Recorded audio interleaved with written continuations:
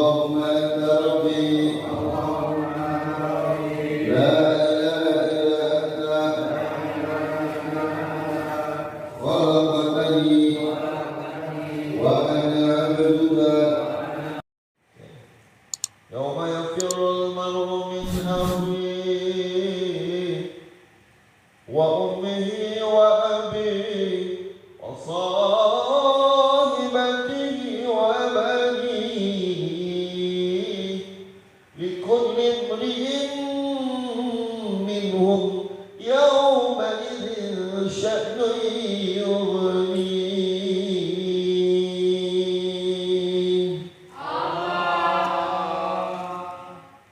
Anak gak kenal lagi bapak, anak gak kenal lagi ibu, ibu gak kenal lagi bapak, bapak gak kenal lagi ibu, laki gak kenal suami, suami gak kenal laki, teman akrab, kawan berdua makan bakso semangkok berdua. Kenapa itu? Makan bakso sampai semangkok berdua, emang kenapa? Lagi.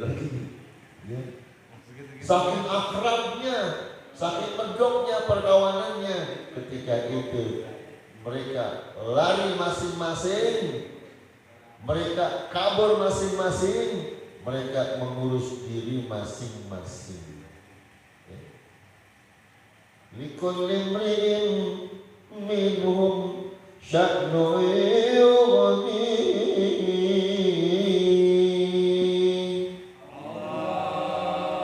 Semua orang ketika itu ngurusin urusannya masing-masing.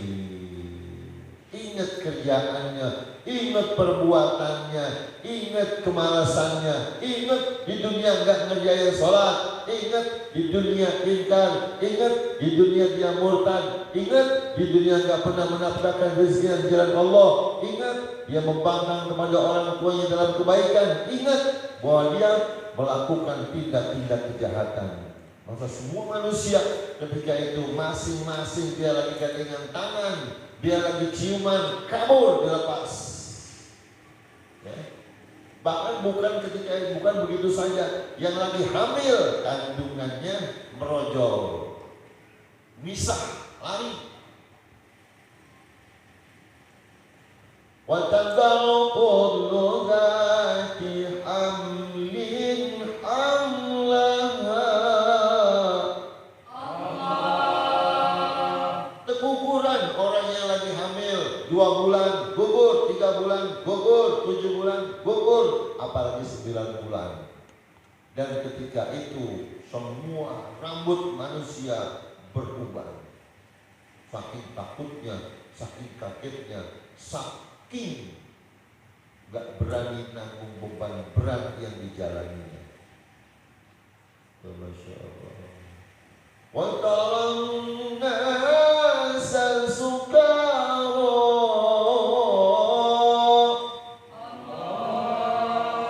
Kamu lihat orang mabuk, jalannya sempoyongan, miring sono, miring sini. Wa ma hum bisukara lakin azab Allah, walakin azab Allah syadid.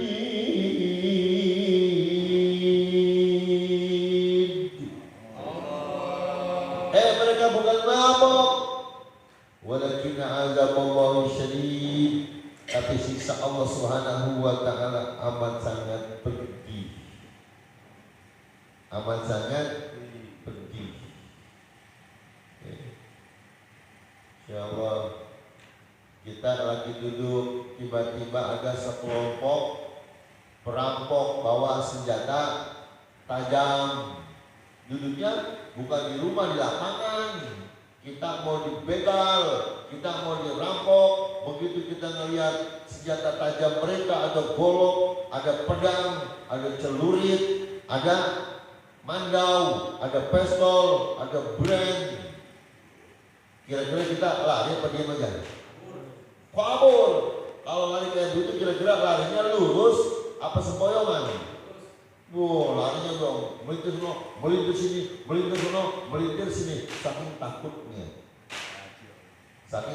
ngacir. Ya. Insya Allah, walakina azaballah syadid. Maka ma'rifatul ilah itu wajib mengenal Allah dengan seyakin-yakinnya. Kenali hidup kita ini ada dalam tanggungan Allah, hidup kita ada dalam pengawasan Allah, hidup kita harus berserah dan pasrah kepada Allah, kita bergantungan kepada Allah.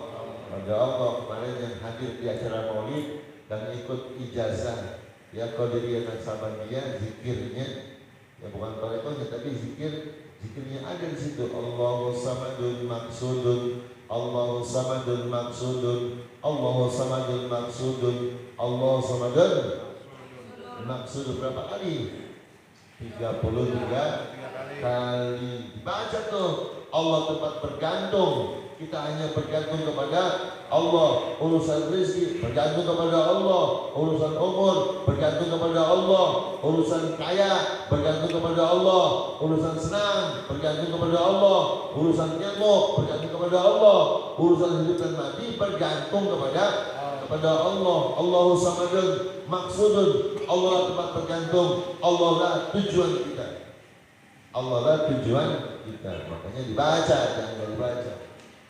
Jadi baca habis banyak subuh sama habis maghrib. Insya Allah hidup kita dalam keadaan enjoy saja. Ya. Ini marifat ibadah, iman ibadah, tafakur juga masuk ibadah hati. Tafakur berpikir yang macam mana?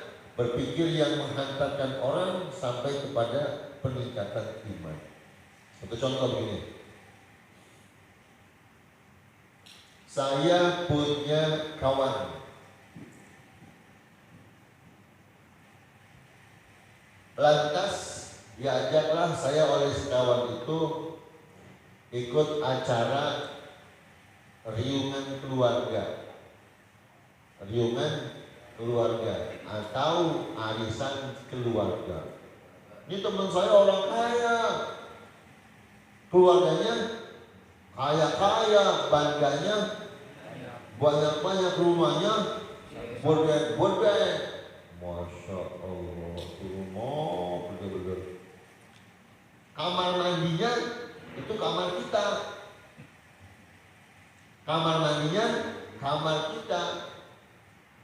Masuk kamar mandi dia, masih lebih mewah kamar mandinya daripada kamar tidur kita. Aromanya, wanginya, bersihnya, mencilaknya, menterengnya. Lantas di teman saya, karena habis arisan makan prasmanan kekenyangan, perutnya melopok. Lantas masuk kamar mandi. Begitu masuk toilet kamar mandi, dia masuk itu kamarnya bersih banget, rapi banget. Dilihat itu kamar tuh, banget di kamar, cakep banget di kamar mandi. Waduh, mantep dah. Gua ada rumahnya cakep banget dah. Lantas dia lagi ngedet, ada semut bakot, yang palanya gede, yang capitnya gede, pantatnya gede, semut bakot namanya. Yang kalau gigit orang bisa meriang. Itu si semut bakot lantas jalan-jalan di tembok yang licin. Lah katanya lagi beol, ya semut bego. Lu ngapain mut di ruangan indah kayak begini, ruangan bersih kayak begini? Lu mau nyari makan apaan? Kagak mungkin mut, lu makan tai gue. Sebab abis ini gua siram, langsung wangi. Kalau kita makan kita siram, gubrak, kita tinggal masih bau. Dia makan langsung bersih, keluarnya wangi. Namanya kamar mandi orang kaya. Lah katanya lagi bekal nih, ngapain lu kemana-mana lu? Sebut bego bang, lu makan di sini. Soalnya di luar dan makan mak, no. ada acara prasmanan, sono ke ruang makan, apa di sini loh, begitu. Berpikir akhirnya apa? Ketika dia berpikir yang itu, tiba-tiba giginya nyer, sakit. Begitu sakit nyer, dia kodek-kodek pakai lidah, ada nasi kebuli kecil. Nasi kebuli gede, nasi kebuli mah lumayan gede nasi kebuli mah dibanding sama nasi kita.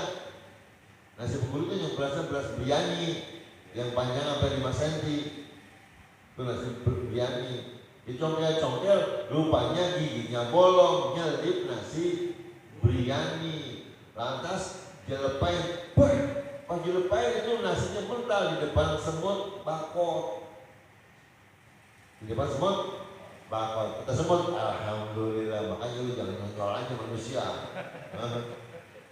Manusia nyonjol baik lu. Rezeki mah urusan Allah, bukan urusan lu. Lu mau jadi makan di mana kek?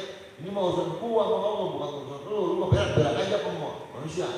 Mungkin semut begitu kan ngomong juga dia balik ngomong, cuma si manusia kagak denger. Begitu si semut nyamber tuh nasi, baru kepikir lagi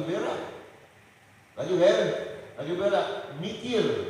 Dia pikir-pikir, kalau bukan Allah yang gerakin itu semut, ya gak mungkin semut masuk ke dalam kamar mandi kayak begini. Ya, rupanya memang udah Allah atur, masuk. Sebab ada si abang itu mau beol, dia habis makan nasi kebuli, giginya agak ganjilan nasi kebuli, kesilitan nasi kebuli. Tenang aja lu mau, rezeki lu gua kasih di situ, diam-diam di situ lo. Kalau bukan Allah, gak mungkin tuan rumah yang gitu. Ayo sebut takut tuh, saudara gua habis makan nasi kebuli, dia mau beol, masuk bareng-bareng sama dia, gak mungkin. Di situ dia berpikir betapa kayanya Allah, betapa hebatnya Allah. Dia ciptain semut, dia ciptain WC yang bersih, dia ciptain nasi kebuli, dimakan nasi kebuli, kesilitan orang yang makan, dilepain nasinya, jatuh di depan semut tersebut. Kalau bukan Allah, gak mungkin. Kalau bukan Allah, gak bisa. Masya Allah. Berpikir yang macam ini, walaupun lagi beol, walaupun lagi berak, tetap mendapatkan pahala kayak orang ibadah sunnah 60 tahun. Masya Allah. Begitu doang tuh dapat nilai pahala 60 tahun ibadah. Ibadah sunnah, bukan ibadah wajib, bukan ibadah sunnah waktu, ibadah sunnah. Ya Allah. Ya. Sama kayak ada orang yang lapar, lantas kita kasih makan satu suap nasi yang kita berikan kepada orang yang sedang lapar, maka itu jauh lebih baik daripada kita jihad fisabilillah. Itu jauh lebih mulia daripada kita pergi haji pulang balik seumur hidup. Itu jauh lebih baik daripada kita menafkahkan semua harta dan rezeki kita di jalan Allah. Kasih makan orang lapar. Makanya kalau kita minta-minta jangan pakai kita berprasangka buruk. Jangan berprasangka buruk dan jangan bersuuzon, kita berhusnuzon. Kenapa ini orang minta? Karena dia gak punya. Oh, siapa bilang kita minta-minta gak punya? Rumahnya kaya, rumahnya mewah, hartanya berlimpah. Iya, betul, dia hartanya berlimpah, tapi dia masih minta-minta, berarti masih miskin, masih butuh. Maka Allah, maka Rasulullah memerintahkan kepada kita umatnya untuk memberikan kepada orang yang minta-minta, walaupun dia pegawai negeri, walaupun dia pejabat eselon 3 atau eselon 4, ya, walaupun dia anggota MPR, DPR, walaupun dia lurah, walaupun dia camat, kalau minta kasih. Betul. Iya. Wa fi amwalihim haqqul